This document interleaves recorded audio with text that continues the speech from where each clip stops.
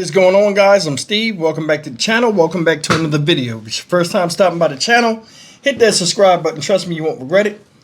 You're a return subscriber as always, guys. Welcome back, and I do appreciate the support. I got tongue-tied for a second. Guys, I want to show you something.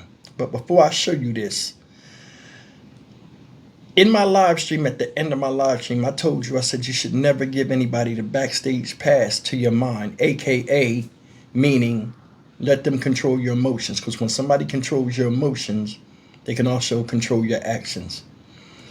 And it's ironic I said that because I just seen a video that was put out yesterday by CNN, and it was talking about a white-only town that's being established out there in a rural area of Arkansas somewhere. And when I seen this, I was like, okay. I'm like, I've never heard this. I said, but this is not the first time we heard of something like this. And I think it's a narrative of trying to spread fear. Now, they put this article out just highlighting what's going on. And I'm not talking about CNN, they're covering the story. But I want you to look at how quickly this thing turns from America to somewhere else. And the fear of this whole thing right here is like bullshit. I just want you to see. Leave me a comment. Tell me what you think about this. Everybody, no matter what color you, leave me an honest comment and tell me what you got from this. Take a look. You want a white nation? Build a white town. And then organized. Some organized with like-minded people. We're part of a living tradition that we can't lose. We were up early this morning to go to a whites-only town in rural Arkansas. Eric, who runs the town, is all over social media.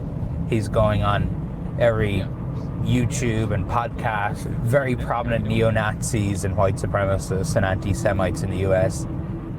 And they're letting CNN come visit them. There he is. Stoney O'Sullivan, nice to meet you.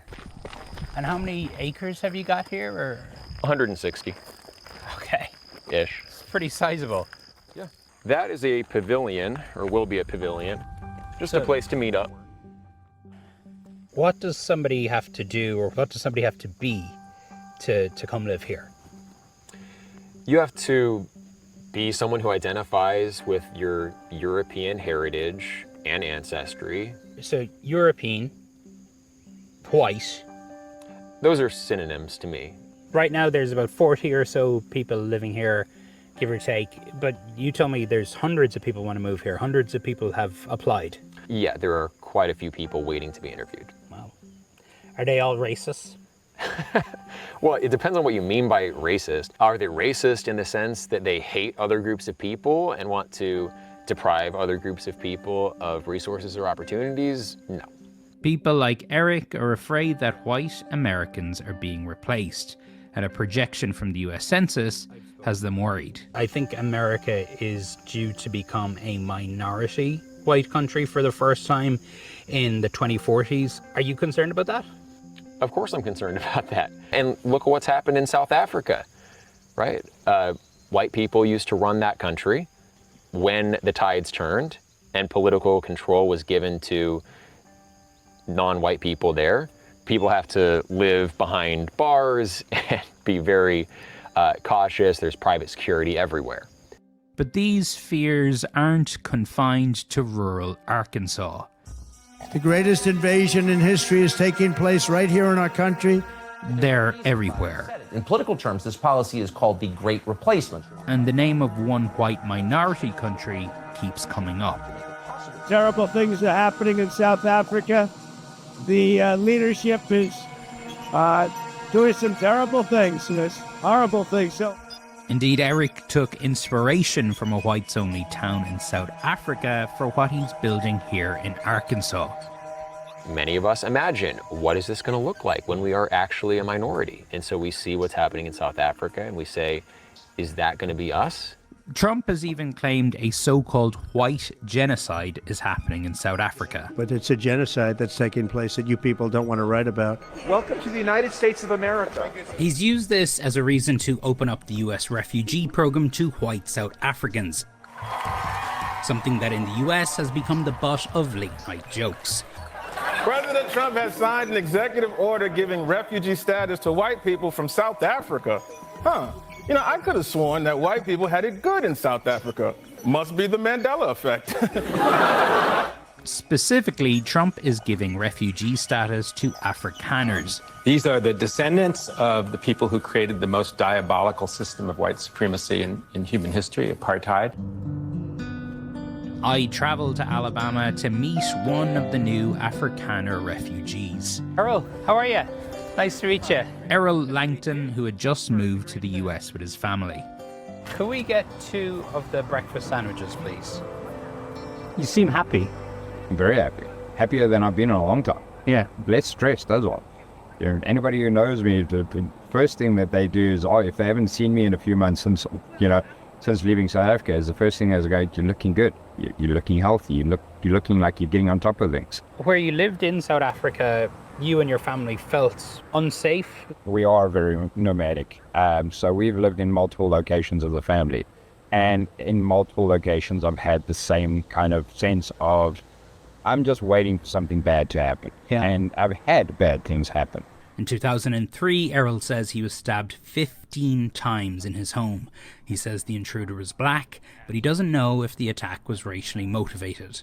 Is there a white genocide in South Africa? I feel that's a little bit of a loaded question because genocide, the definition of genocide is such that you can interpret it any way you want.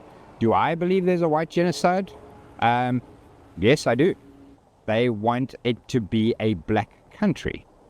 And if that's not the definition of genocide, I don't know what is. Again, it's not always just about murdering. The term is eradication, by whatever means. So how has the idea of white persecution in South Africa taken such a strong hold in the US? I think one could say that a lot of the problems that we experience in South Africa today might be experienced by countries like America in the future. A lot of it is down to this man, Ernst Roots, an Afrikaner who's made multiple trips to Washington, D.C. and has appeared all across conservative media. Especially farmers in South Africa, white farmers in particular, where they would be tortured to death and it would receive very little news coverage, and that's unfortunately... One of the lessons from South Africa is when white people or Westerners become a minority, the threats and the targeting doesn't stop, it becomes worse. So you view this as a fight bigger than just for South Africa, it is for Western civilization. We do believe that Western civilization is under threat. I think America should look to South Africa and be concerned. How important has Donald Trump been for putting the Afrikaner issue on the world stage? Well, he's been fundamental and he's played a very important role. Death, death, death, horrible death. Roots' message has made it to the White House. Excuse me, turn the lights down and just put this on, it's right behind you. When President Trump showed videos of what he said was evidence of white persecution in South Africa. Now this is very bad. These are burial sites right here. Burial sites, over 1,000 of white farmers. So what is the truth? These Afrikaners are among the most privileged people on the entire continent.